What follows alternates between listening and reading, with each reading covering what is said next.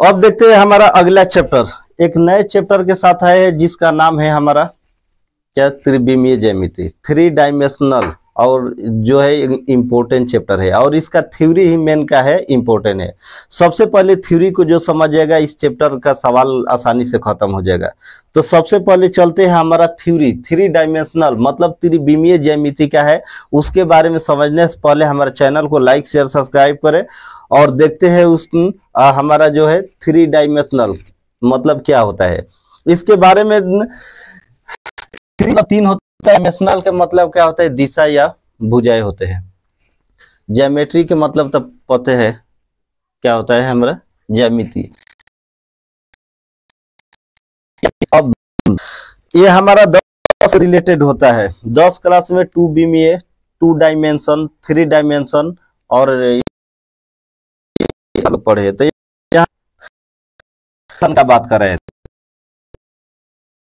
हमारा रेखा है, इस रेखा फैलाव कितने दिशाओं में है, 2 दिशाओं में, एक ऊपर की तरह है और एक क्षैतिज है, ठीक। और यह चीज देते हैं इस रेखा का फैलाव कितने दिशा में हो गया, 3 दिशा में। जब रेखा का फैलाव 3 दिशाओं में रहता है तो उसे 3 डायमेंशनल कहते हैं। और जिस रेखा का फैलाव 2 दिशाओं में रहता है मतलब 2 दिशा में स्थित होता है तो उसे 2 डायमेंशनल कहा जाता है। और जिस रेखा का फैलाव चारों दिशा में हो वो उसे 4 डायमेंशनल कहा जाता है, अर्थात उससे चतुर्थांश कहते हैं। तो इस चैप्टर में हमको पढ़ना है 3 डायमेंशनल के बारे में। तो मान लेते हैं एक रेखा है, यहाँ पर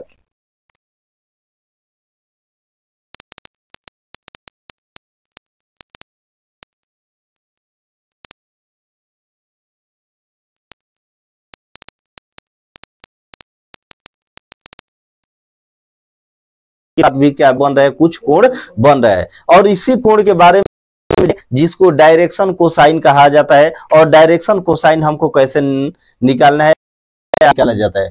तो डायरेक्शन कोसाइन जानने से पहले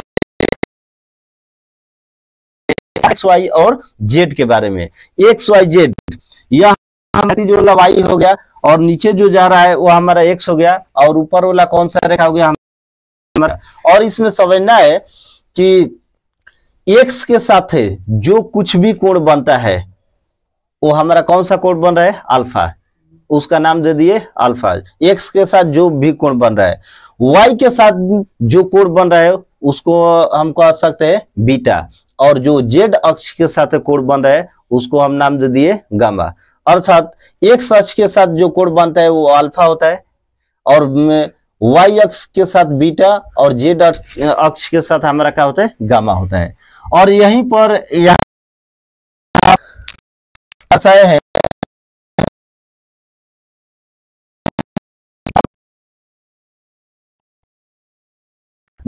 अगर मान लेते आपके प्रश्न में दिया रहेगा अल्फा बीटा गामा का मान दिया रहेगा, ठीक, अल्फा बीटा गामा कैसे दिया रहेगा,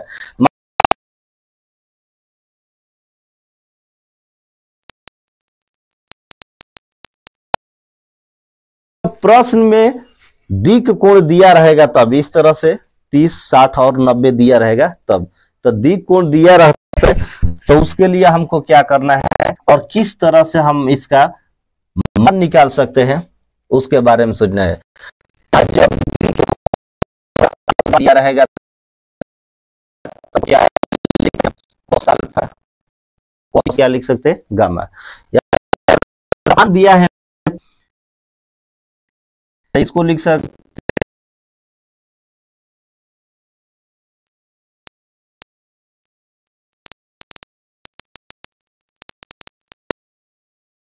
मान को लिख कर cos 30 का मान लिख सकते हैं, cos 60 का और cos 90 का। तो यही हो गया हमारा डायरेक्शन कोसाइन, जो ऑब्जेक्टिव में भी एकदम इंपॉर्टेंट है, आसानी तरह से देखने में भी लग रहा है कि ये ऑब्जेक्टिव वाला क्वेश्चन है।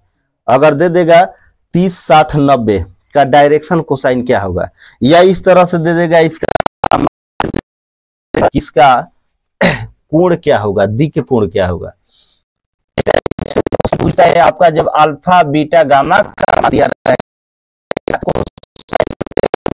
कॉस बीटा और कॉस का करते हैं गामा लिख सकते हैं, या कॉस आपको क्या लिख सकते हैं हम, एल एम एन भी लिख सकते हैं, कॉस अल्फा। यदि में दिया रहेगा तब उसको लिख सकते हैं हम, क्या लिख सकते हैं, कॉस अल्फा बीटा, और एन बराबर क्या लिख सकते हैं, कॉस गामा भी लिख सकते हैं। यहां पर जो मान दिया है तो एल बराबर, एल बराबर कॉस अल्फा हो गया, गामा हो गया। तो कॉस बीटा कहे या इसको क्या कहे, गामा कहे। उस तब दिक अनुपात के मतलब डायरेक्शन रेशियो जब दिया रहता है, तब जब डायरेक्शन रेशियो दिया रहेगा तो हमारा मान किस तरह से निकालना है। मान लेते हैं डायरेक्शन रेशियो जब अनुपात दिया रहेगा तो कहेगा कि डायरेक्शन कोसाइन निकाले, क्या निकाले, डायरेक्शन कोसाइन। तो डायरेक्शन कोसाइन कैसे निकालते हैं उसके बारे में समझना है, एकदम इंपॉर्टेंट चीज है, इसको देखना है।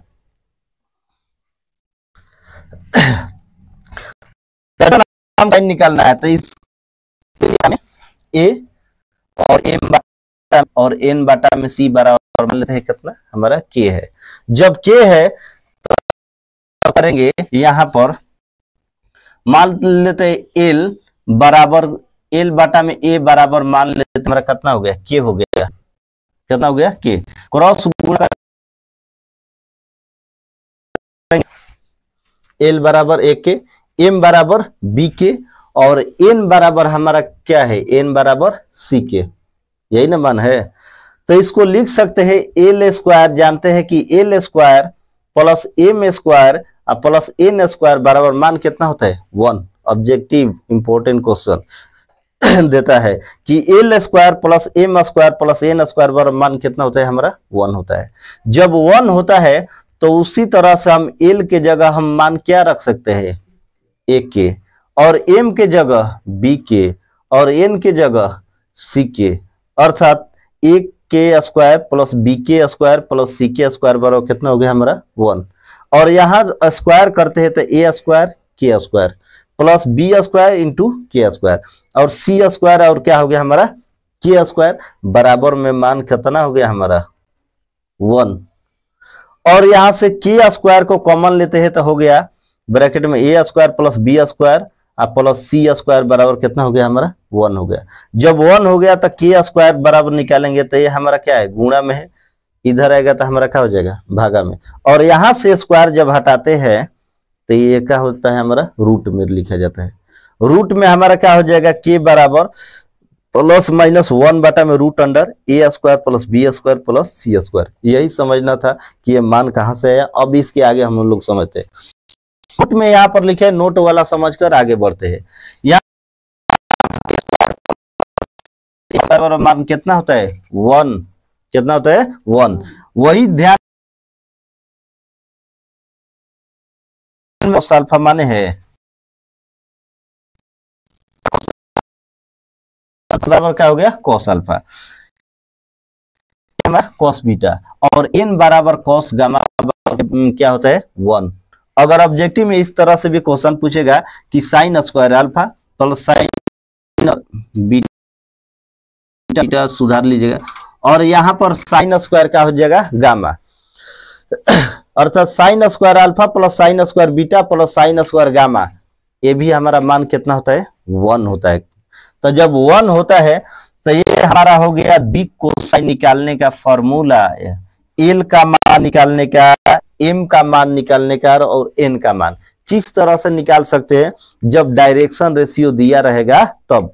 अब एक सवाल उसको सॉल्व करेंगे, सबसे पहले इसके बारे में थोड़ा समझ लिया। और यहां पर अगर एल बराबर हमारा मान क्या होता है, ए के, अगर के का मान निकालते हैं या एल का मान निकालते हैं तो यहां से हमारा मान क्या हो जाएगा, के का मान तो ज्यों का त्यों रख देंगे। यहां पर के का मान कितना है, 1 बटा में, यहां पर 1 बटा में root under A square plus B square plus C square.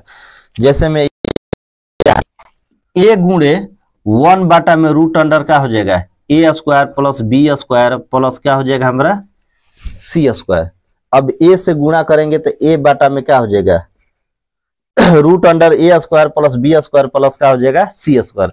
अर्थात कह सकते हैं कि हमको जब डायरेक्शन कोसाइन में अगर एल का मान निकालना होगा तो एल के लिए फॉर्मूला क्या हो जाएगा, एल बराबर प्लस माइनस ए बाटा में हमारा हो जाएगा root under A square plus B square plus C square. जो डायरेक्शन रेशियो दिया रहेगा उसी का होगा स्क्वायर। उसके बाद जो है हमारा यहाँ होगा तो एम के लिए भी हमारा मान यहाँ पर आ गया, जो एल के जगह नीचे रखे हैं वही सेम टू सेम होगा, root under A square plus B square plus का होगा सी स्क्वायर। और एन का मान निकालना होगा तो इसका भी मान वही होगा, सी बाटा में root under A square plus B square plus C square. इसी तरह से हमको याद रखना है कि जब भी क्वेश्चन में अगर दिक् अनुपात मतलब डायरेक्शन रेशियो दिया रहता है तो हम किस तरह से इसका डायरेक्शन कोसाइन निकाल सकते हैं। तो डायरेक्शन कोसाइन निकालने के लिए हमको याद रखना है, एल को निकालने के लिए क्या होगा, ए बाटा में root under A square plus B square plus C square. और एम बाटा में क्या होगा, तो एम बाटा में ये भी हो जाएगा प्लस माइनस बी बाटा में root under A square plus B square plus C square. और एन बराबर भी वही हो जाएगा, बस सी बाटा में रूट अंडर जो सबके नीचे है एल और एम के नीचे, तो वही हो जाएगा हमारा एन के नीचे में भी। तो फिर देखते हैं और अगले थ्योरी। तो अब यहां पर हमारा फाइनल आ गया दिक् कोण निकालने का। कह रहा है कि जब डायरेक्शन रेशियो मतलब दिक् अनुपात दिया रहेगा तब डायरेक्शन कोसाइन कैसे निकालते हैं। तो डायरेक्शन कोसाइन निकालने के लिए हमको क्या करना है कि डायरेक्शन कोसाइन निकालने के लिए फॉर्मूला जो एल एम एन का निकाले फाइनल यहाँ पर लिखवा दिए, जिससे समझ में क्लियर आ जाएगा कि हमको कैसे निकालना है। अगर मान निकालना है तो ए बाटा में root under A square plus B square plus C square. M का निकालना होगा तो एम बराबर बी बाटा में रूट अंडर वही A root under A square plus B square plus C square. और एन बराबर भी सेम टू सेम हो गया, सी बाटा में सिर्फ वही लिखना है। किस टाइप से क्वेश्चन दिया गया कैसे बनाना है। तो क्वेश्चन हमारा क्या है, यदि दिक् अनुपात का मान 2, 3, 5 हो तो कह रहा है कि दिक् कोण ज्ञात करे। तो दिक् कोण ज्ञात करने के लिए यहाँ पर मान कितना दिया है,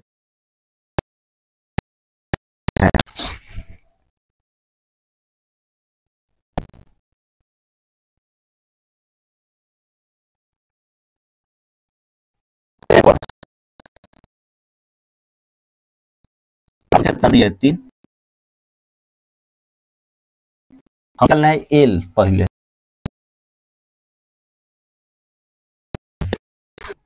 एक मिनट इसका मान निकाल लेते 20।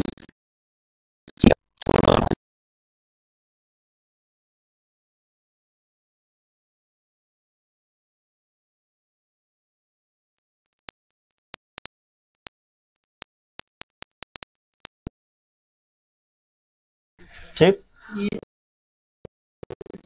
उसी था ना।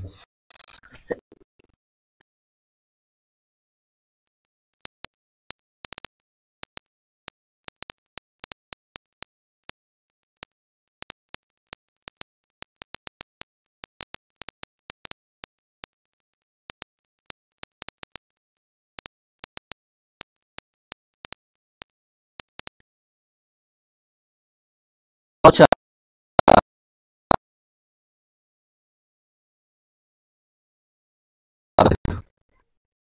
मान कितना हो जाएगा हमारा 38। तो 38 का तो हमारा वर्गमूल निकलेगा नहीं, तो यही हो जाएगा 2 बाटा में 38। और लिखना है तो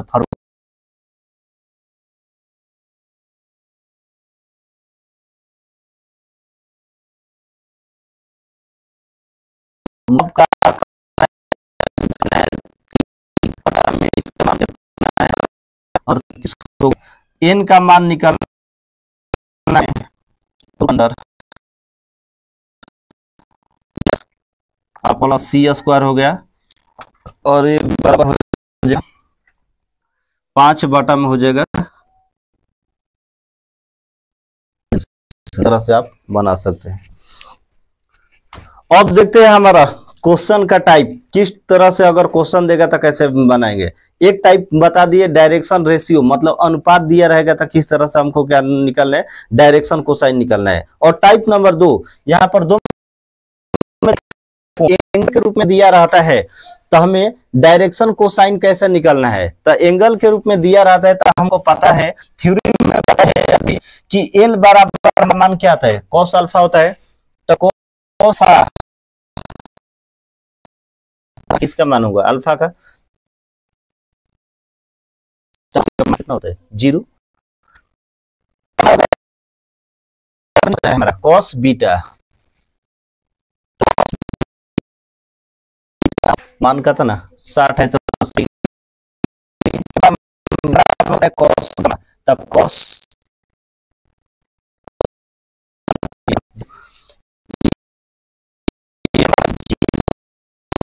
3/2। जब एंगल मतलब कोण के रूप में दिया रहेगा तब सिंपल हमको क्या करना है, ये ऑब्जेक्टिव टाइप का क्वेश्चन है, हमें cos alpha cos beta cos gamma के रूप में रख देना है। मतलब कॉस के मान को याद रखना है, कॉस के मान से ही हमारा क्या हो जाएगा, मान निकल जाएगा। और उसके बाद जो है कि यहाँ पर 3 कंडीशन लिखवाए गए हैं और 3 कंडीशन में आपको याद रखना है, इंपॉर्टेंट 100% ऑब्जेक्टिव है। जाकर गाइडों में देखने पर भी ये क्वेश्चन दिया रहता है, एकदम ना के सवाल नहीं है। तो यहाँ पर 3 कंडीशन 3 थ्योरी लिखाए हैं और 3 थ्योरी में कहेगा कि x अक्ष पर दी कोसाइन ज्ञात करे। अगर x पर कहेगा x का मान 0, बाकी कितना होगा हमारा 90 का। मान लेते हैं x वाला 0 डिग्री हो गया, बाकी कितना का कोण होगा हमारा 90। सिंपल याद रखना है। अगर जिस अक्ष का पूछेगा उस अक्ष का मान हम क्या रखेंगे, 0। क्या रखेंगे, 0। वो डिग्री हमारा 0 डिग्री, तो x अक्ष पर दी कोसाइन तो 0 90 हो जाएगा। तो यहाँ पर डायरेक्शन कोसाइन लिखेंगे तो cos 0 cos 90, cos क्या हो गया 90।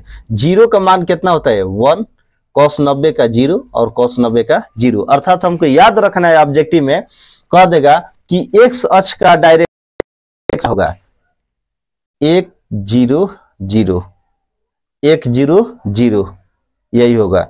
अगर वही कह देगा कि y अक्ष का डायरेक्शन कोसाइन, तो अब हमको y का मान कितना डिग्री लेना है, 0 डिग्री, और बाकी जो 2 है तो हमको कितना लेना है 90 और y 0 और z का मान 90। अर्थात डायरेक्शन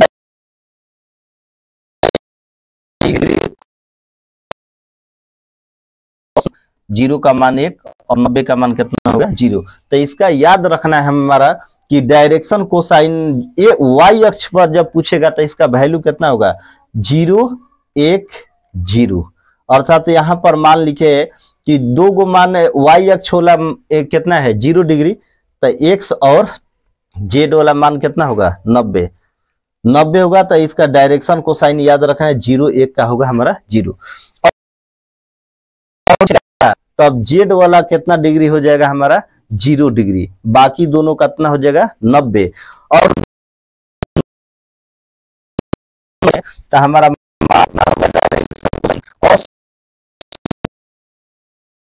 कॉस कितना हो गया 0, और इसका मान निकालेंगे तो 0 0 और 0 का मान कितना होगा 1।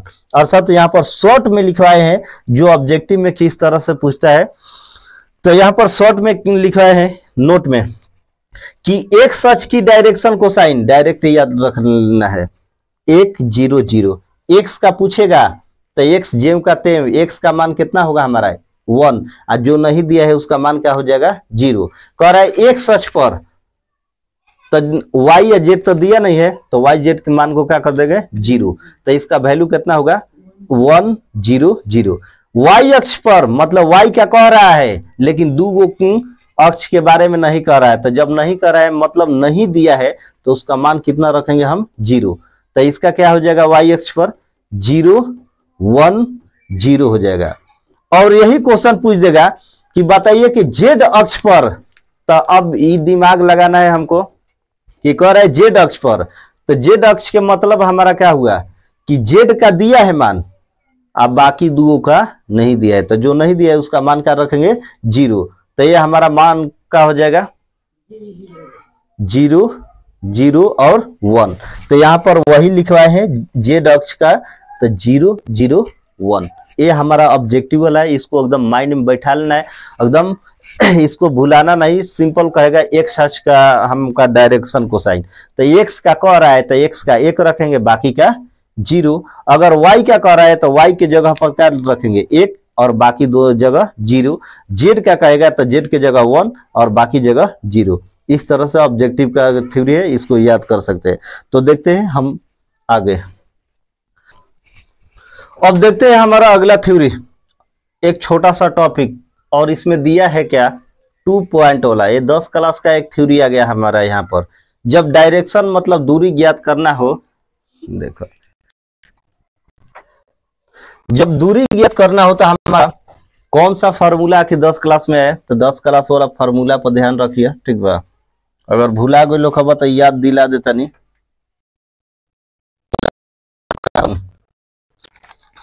दूरी सूत्र जिसको कहा जाता है, तो यहाँ पर दूरी सूत्र का भी प्रयोग हुआ है। अगर 2 पॉइंट है ए और बी, कह रहा है कि ए को बी से मिलाना है, ए को का से बी से मिलाना है। जब ए को बी से मिलाना है तो यहाँ पर 2 क्वेश्चन बनेगा, ध्यान में रखना है। जब कहेगा एक बिंदु ए और बी है को मिलाने वाले रेखा का या तो दी के अनुपात ज्ञात करे या दी के कोसाइन ज्ञात करे, मतलब 2 क्वेश्चन इससे पूछवे करेगा। एक रेशियो डायरेक्शन कोसाइन, तो हमें किस तरह से बनाना है, कुछ ज्यादा दिमाग लगाना नहीं है, 10 क्लास वाला फार्मूला पर चल जाना है। कि वहां पर दूरी सूत्र हम लोग प्रयोग करते थे, तो उसमें क्या करते थे, जो 2 पॉइंट दिया रहता था x1 y1 z1 x2 y2 z2 आ 3 गो दिया रहेगा तो x3 y3 और क्या हो जाएगा z3। लेकिन 2 गो बिंदु को कह रहेगा तो 2 गो देगा, एगो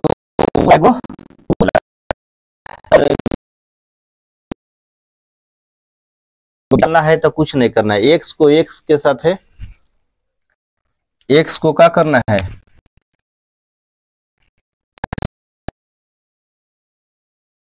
के साथ, या 1 में से 2 को घटाइए या 2 में से 1 को। यहाँ पर फॉर्मूला लिखा है z1, या ऐसे भी घटा सकते हैं, तो उतना ही होगा। x2 y1 में से y2 और z1 में से क्या हो गया हमारा z2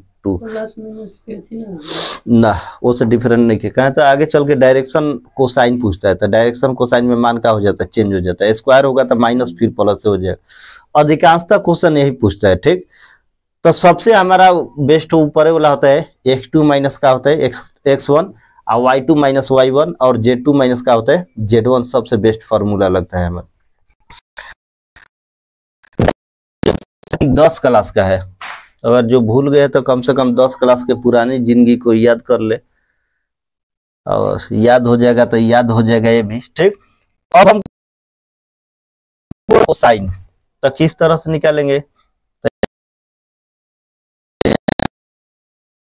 क्या हो जाएगा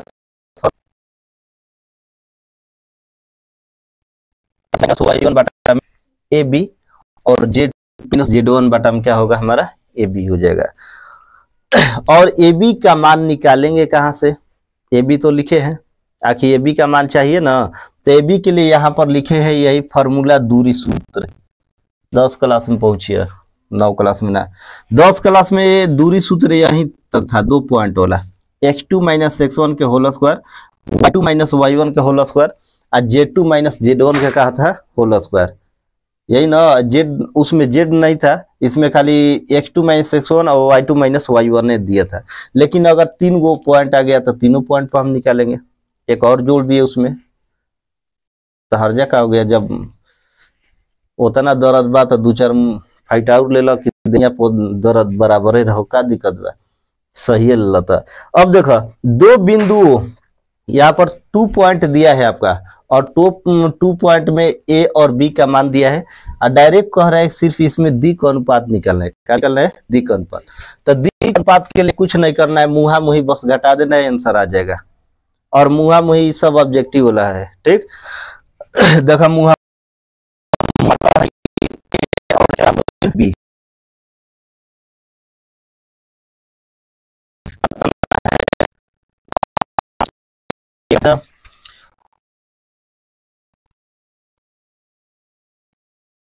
हाई क्या होगा हमारा x2 y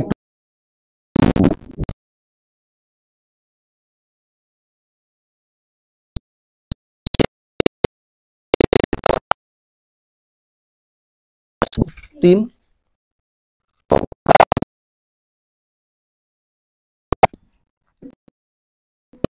होगा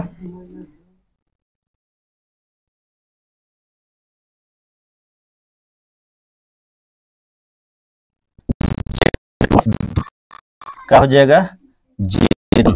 अब इसको करते तो 4 - 4 बेचारा कट उठ साफ -2 कमा कितना हो गया 0। यही हो गया हमारा डायरेक्शन रेशियो का मान।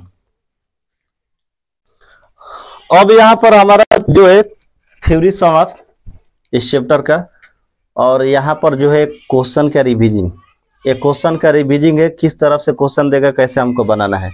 क्वेश्चन में दिया है ए और बी दो बिंदु को मिलाने वाला है, ठीक। तो कह रहा है इसका दिक् अनुपात और क्या निकालना है, दिक् कोसाइन निकालना है। तो अभी इससे पहले हम लोग दिक् अनुपात निकालना सीखे थे, तो उसी तरह से हमको निकालना है यहाँ पर निकालना है। सबसे पहले क्या करना है, ए का मान लिख देते हैं 5, -1, 2 और बी ठीक।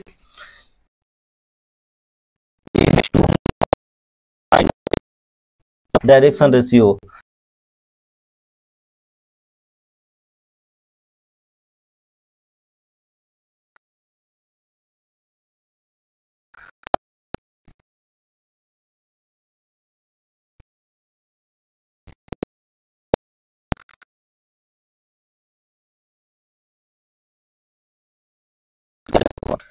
Z2 - Z1 माइनस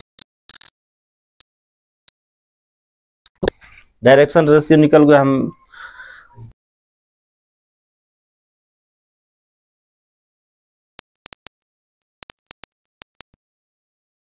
निकालना है क्या, डायरेक्शन कोसाइन। तो डायरेक्शन कोसाइन निकालने के लिए हम क्या होता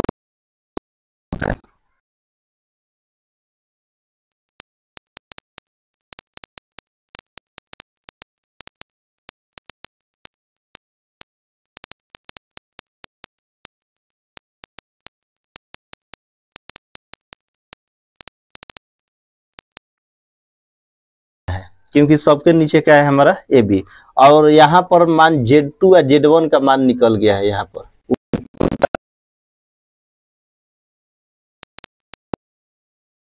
ए बी का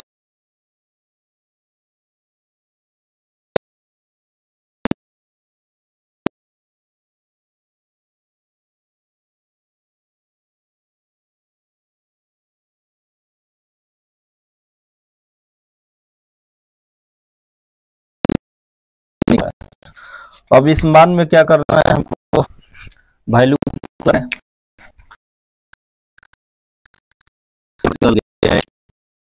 कितना रखेंगे, माइनस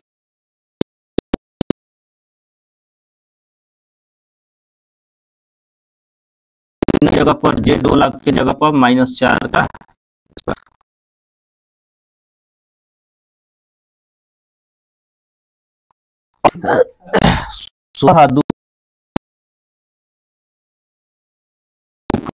हमारा कितना होगा,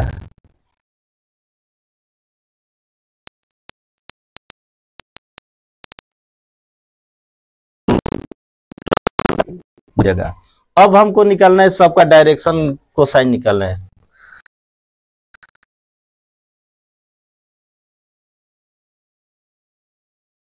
x1 तो इसका मान कितना है हमारा,